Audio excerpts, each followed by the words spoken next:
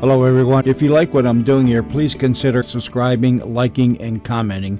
It would really help the channel out quite a bit. Thank you very much.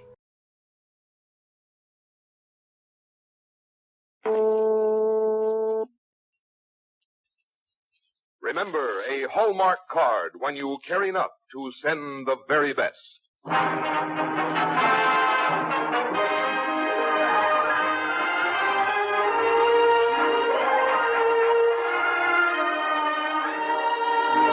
Tonight from Hollywood, the makers of Hallmark cards bring you another in their exciting new series of broadcasts on the Hallmark Hall of Fame.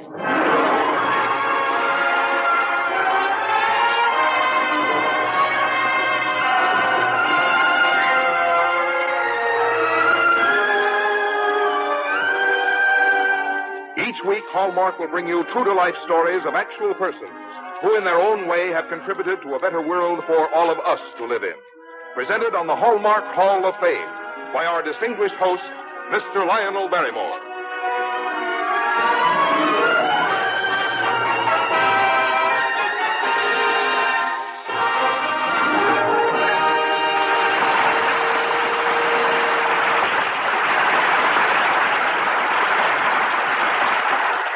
Good evening, ladies and gentlemen, and welcome to the Hallmark Hall of Fame.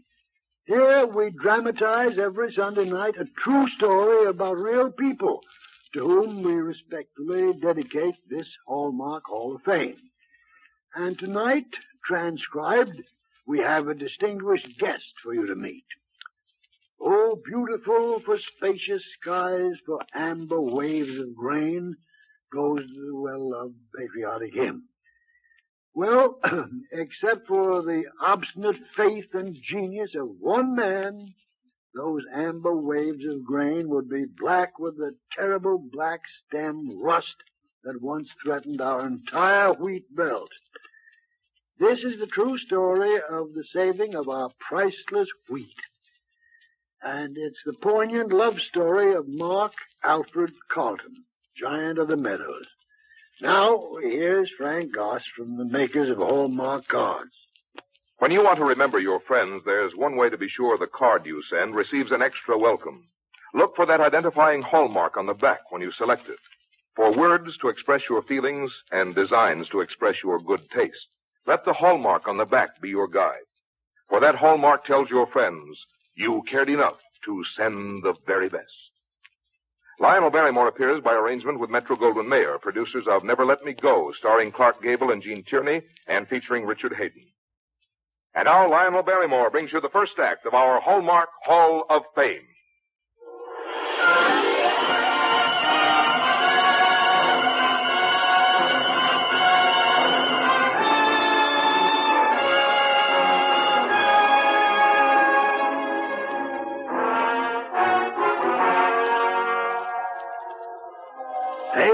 '76, the year of the ill wind.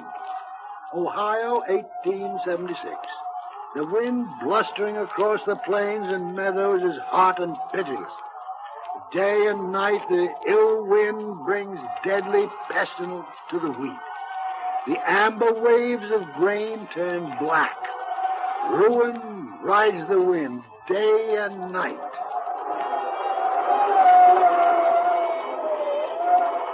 Night. Inside a lonely Ohio farmhouse, a tall, severe man reads steadfastly by the light of an oil lamp. Be glad then, ye children of Zion, and rejoice in the Lord your God. He causeth to come down for you the rain. The floor shall be full of corn, and the vat shall overflow with wine and with oil. Dad? Mark? Why don't you sleep, son? I can't sleep, Dad, account of the wind. Well, you're accustomed to a bit of wind, aren't you? Dad, are we going to lose all our wheat again? Son, a boy of 10 on a farm is a man. I'm going to tell you the hard truth now. We don't have any more wheat. It's sick. It's gone. Will we have to move away like Toby Milliken's folks? Year after year, the black stem rust spreading across the wheat like a plague. Keeps on, there won't be a stalk of wheat in America. Keeps on. I don't want to move away, Dad. I like it here. Do we have to move away? You were born on this farm. Your mother died in this house. I don't want to move away either, son. Pop, Dad, don't cry. Don't cry. A boy's a man on a farm, but gets to be the farm breaks him back to a boy again sometime. Gets to be. Don't cry, Dad. We'll do something. Someday they'll cure the wheat rust. Never. I bet. Your old men shall dream dreams, but your son shall see visions and shall prophesy, the Lord said. He did? Listen. I will restore to you the years that the locust hath eaten, the cankerworm, and the caterpillar, and the palmer worm. And ye shall eat in plenty and be satisfied, and shall praise the name of the Lord your God. That means we will stop the wheat rust someday. And your son shall see visions and shall prophesy. I bet. The black wind of 1876 sighs and blusters into history. But the boyish prophecy of Mark Carleton has become a dedication. A sensitive boy, his heart eroded by those rare tears of his father, is a young man, a graduate of Kansas State Agricultural College, making his farewell address. Once, good friends, plague destroyed its countless human lives. But the centuries passed, and with them passed the dread tolling of the bells, and the cry of, "Who hath dead? Who hath dead?" in the fearful night. But the night is over, and man is gifted with God and radiant knowledge. As we leave college, may those gifts help us carry a great crusade to the meadows of peace, where a battle to the death is being fought. Famine, that rider of a lean horse, is the enemy. Let us march.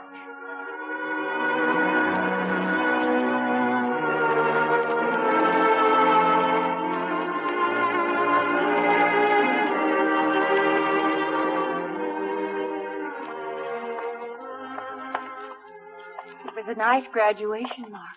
Thank you for being out there today, Amanda. Oh, I take in all the better commencement exercises. Oh, do you help all the graduates work on their speeches, too? Oh, I just help. You walked up and down and spouted, and I wrote it down. Spouted? Oh, I'm sorry. I should have remembered. You never joke about your work. No, I wish I could. I can't. I once saw my father, a strong, a powerful man, stern as granite. I saw him cry once. I know. He watched his wheat turn black until he couldn't stand it anymore. Cried. He cried, and then he read to me from the Bible. Joel, I think. About the sons of the elders, seeing great visions. And you saw yours. I just know that the blight will strike again someday, perhaps for the last time, because all the wheat will be destroyed. The kind of judgment day. And bread, the best food of the poor, will be out of their reach. You love people, don't you? I like people. I love you. A scientist's got to make distinctions, doesn't he? You love everybody. I know. But I can't marry everybody, just you, so let's, huh? And be a burden to you? Burden? Well, but you know, doctors always pulling at their beards and looking at me sideways. And, well, you have to get your start. I got my start. No, you haven't, Mark. Have you? Well, I bet. The Department of Agriculture wants me. No. See here, I'm a brilliant young fellow. But, well, aren't we terribly young to get married? A boy on a farm is a man, my dad always says. What do you say? Always? Now. Yes, Mark. Yes, dear. And my bride will hold a sheaf of wheat for flowers, as in olden times. And the guests will throw wheat, not rice, and cry bread for life and pudding forever. And she shall be my bride and my wife and my staff and lantern forever. Oh, darling. I bet.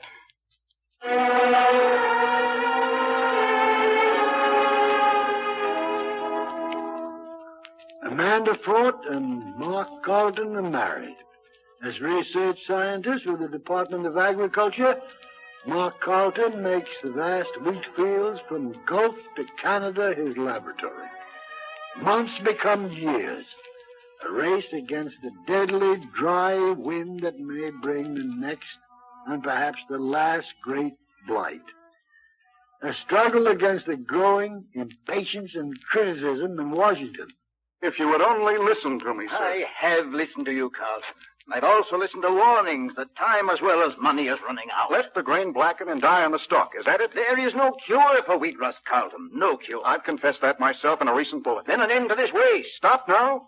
When the true answer is clear at last, that a resistant strain of wheat must be developed, stop now. Forthwith. No, sir. Those are the orders of the Secretary of Agriculture. Then I shall go to the Secretary of Agriculture for other orders. Mr. Carlton. Forthwith.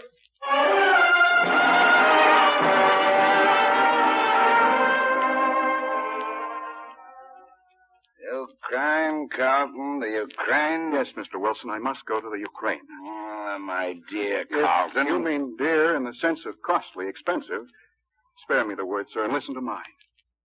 My experiments prove we have no strain of wheat able to survive extreme cold and heat and dryness, which unite to invite the black stem rust. And you fancy a resistant strain can be found in the Ukraine? If anywhere, sir, yes. The answer, then, is no. That is the answer today, Mr. Secretary. I'll be back tomorrow. Mr. Carleton. Tomorrow, I say, and the next day, and the next day, and the next day, and the next... Carleton. Mr. Secretary? Mr. Carleton. For heaven's sake, sir, please go to the Ukraine and let me get on with my work.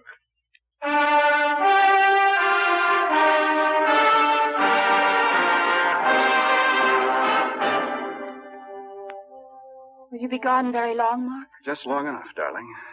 Well, that's a pretty good answer. I'm looking for answers, too, Amanda. I must find a hardy strain of wheat used to hardship, a sort of golden bullet to shoot famine from his saddle once and for all. Still a little boy with visions, aren't you? I just don't want strong men to cry. It hurts. Yes, you do love people very much. I like people. I love Amanda. And someday I'll lay a sheaf of golden wheat at your feet, just like a rich offering to Ceres, goddess of the grain. Strong, brave wheat. And to save a nation, perhaps, and 10 million lives. Wheat. A bouquet of gold for my bride and my wife. My staff and my lantern. Forever.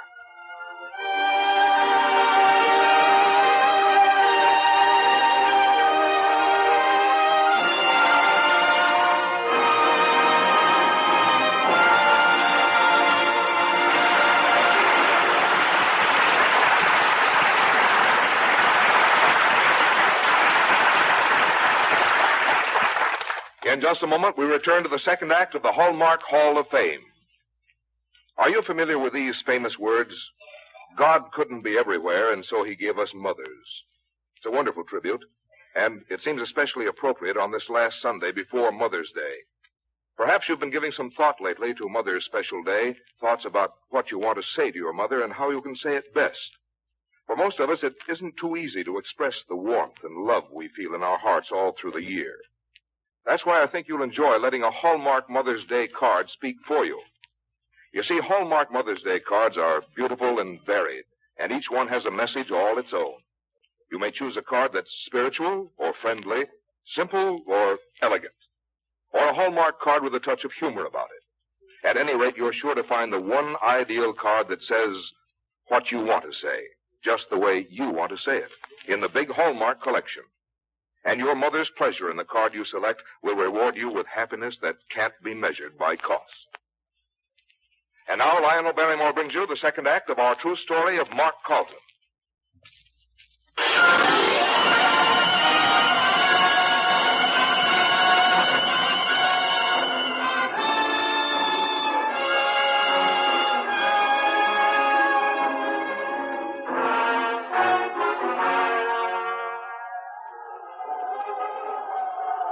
This is the wind again, but an alien wind, burning cold out of the steppe deserts of Turkestan and Central Asia. Odessa, St. Petersburg, the Ukraine. Mark Carleton talks to experts. In the desolate fields, he talks to peasants. At last, on the edge of the forbidding Turgay steppe, gold. Living gold. My dearest Amanda, if you can hardly read this writing, it's because I'm too excited to write clearly or think soberly. I think I found it. Tell Dad. He'll be happy for his little boy who was a man at 10. Tell him no more caravans leaving dead and dusty farms. An end to such sadness in America. I have found a wheat called Kubanka, a tough Durham wheat, bearded like a Tartar and a match for the cold and heat and the black stem rust.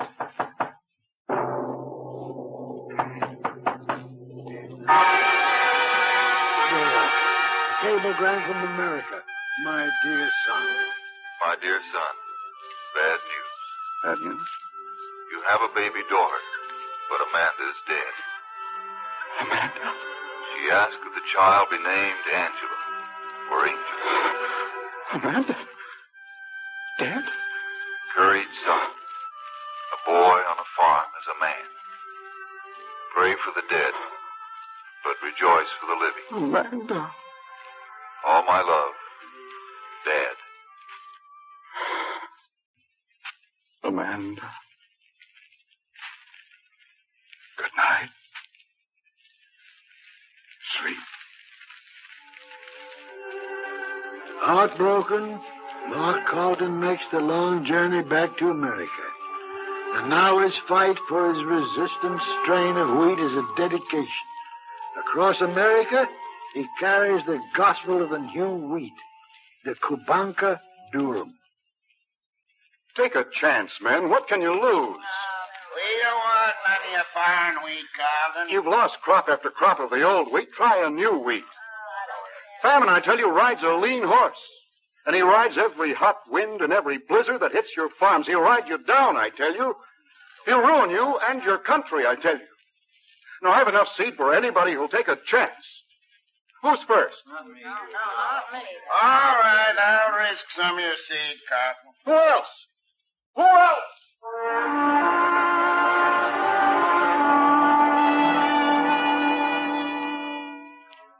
Into the American earth goes the sturdy new seed. From the Gulf to the Canada line.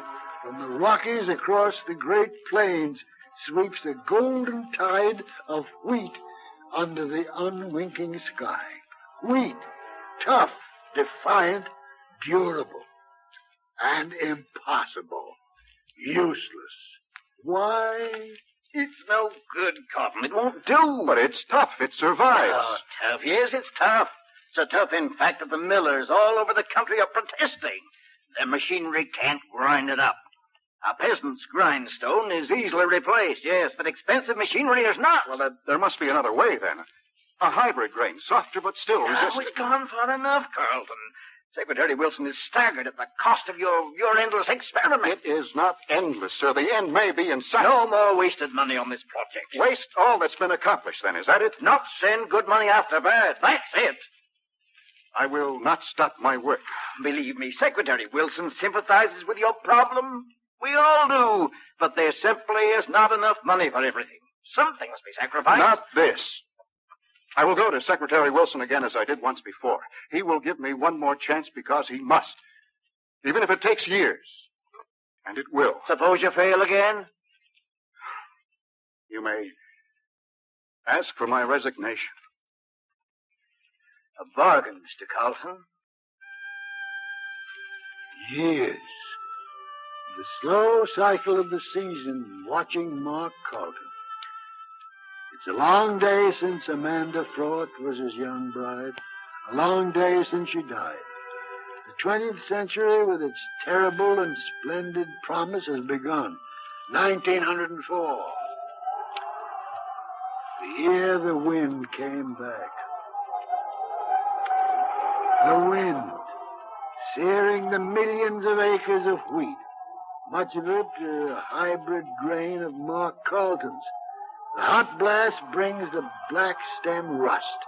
Midsummer, a long, low cry goes up from the American plains. Death sits in the wheat again, and gold turns black. Disaster.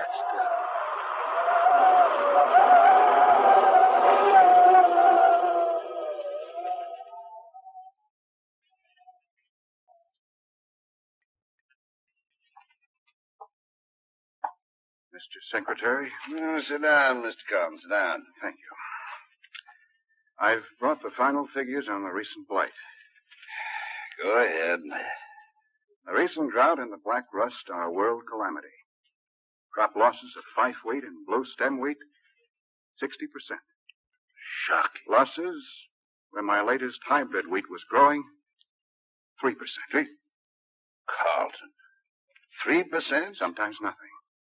My dear Carleton. If all the wheat had been my new Kubanka hybrid, our crushing loss would have been totally avoided. The new wheat can survive, and it is soft enough for milling. My work is finished, sir. Finished? It's only begun. There's other work to do among the grains. Millions in the future will owe their very survival to you. The name of Mark Carleton may not be on every tongue, but it will be remembered. And the deed is imperishable. For all of us, for a nation and the world, let me offer gratitude and humility. Well, that's all, Carleton. Don't stand about. There's work to do.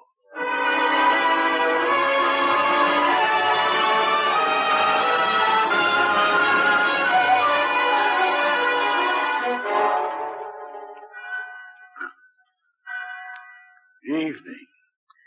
In the long, still summer dusk, the vespers ring. A soft wind whispers in the cypress and the willows where a man kneels at a stone. The stone says, Amanda Fraught Carleton, beloved wife of Mark, mother of Angela. Once, Amanda, long ago, I promised I'd lay a sheaf of wheat at your feet. Wheat to save a nation or a world.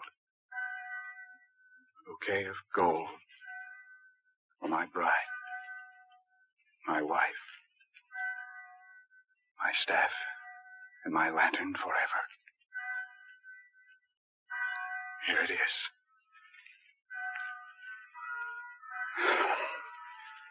Good night, Amanda. Good night. And thank you. Listen, Mark Carleton, to the bells. They don't weep, they rejoice, and they bring the word down to the kindly earth and all its children. I will restore to you the years that the locust hath eaten, and ye shall eat in plenty and be satisfied, and ye shall praise the name of the Lord your God. Amen.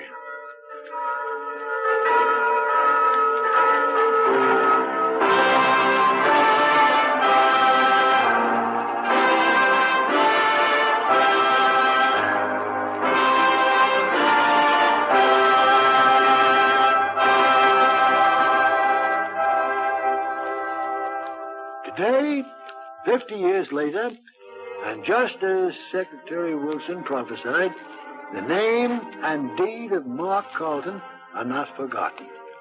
They're even greater with the times. Here, helping to fulfill Secretary Wilson's prophecy, is the Honorable Clifford Hope, United States Congressman from Kansas, Chairman of the House Agriculture Committee. Thank you, Mr. Barrymore. I think that the story you have just presented is, in its very essence, the story and ideal of America. A kindly providence has made us the trustee of this vast and fertile land. Devoted Americans like Mark Carleton have fought the great fight against famine, that most relentless of all catastrophes.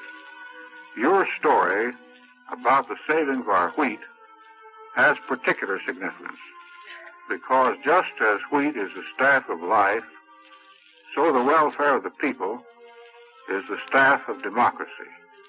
Corrupt ideologies grow in barren soils and feed upon hunger. The successful fight to save our wheat was a great victory for the American way of life. I congratulate you for your story of that victory.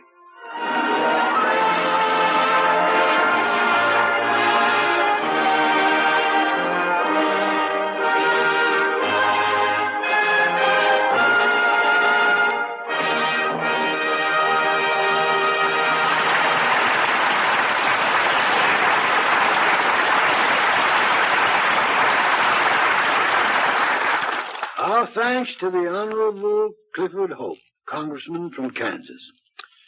Mark Carleton, by his patience and fortitude, found the answer to a plague that menaced our entire wheat crop. He added enormous wealth to the nation, enormous security from hunger to a hungry world. All honor and thanks to him. Well, I'll be back in just a moment to tell you about our Mother's Day program for next Sunday. But first, Frank Goss has something of his own to tell you about that important day. Right now, I'd like to speak to you fathers in the audience. If you have little folks at your house, why not plan to take them shopping early this week for Hallmark Mother's Day cards? Children love the privilege of picking out their very own cards for Mother, and it gives them a chance to share in the loving spirit of thoughtfulness that makes Mother's Day such a special day of celebration. You'll find there are dozens of Hallmark Mother's Day cards in bright, gay designs that will catch the youngster's eye and bring a glow of joy to their mother's heart. And there are Mother's Day cards, too, for favorite aunts or grandmothers. Yes, and here's something nice to know. You can choose a Hallmark card to send to your wife on May the 10th. Remember, when you select greetings at a fine store where Hallmark cards are sold, the familiar Hallmark and crown on the back will carry an added measure of happiness, for it means you care enough to send the very best. And now here again is Lionel Barrymore. The makers of Hallmark cards are most grateful to the public, press, and to educators throughout America for their overwhelming response to Hallmark's television presentation of Hamlet last Sunday. Well, next Sunday we'll pay a special Mother's Day tribute to Mary Washington, the mother of our first president, on the Hallmark Radio Hall of Fame. It's a heartwarming, true story that I know you won't want to miss. Our Hallmark Hall of Fame is every Sunday. Our producer-director is William Gay. Our script tonight was written by Milton Geiger. Until next Sunday, then, this is Lionel Barrymore saying good night.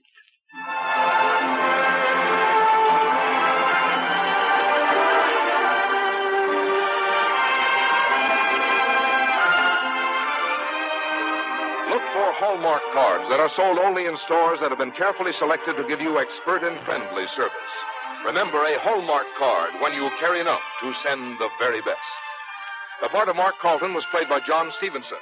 Barbara Eiler was featured as Amanda. Others in our cast were Frank Martin, Richard Beals, Ted DeCorsia, and Francis Urey. Congressman Hope spoke to you transcribed from Washington.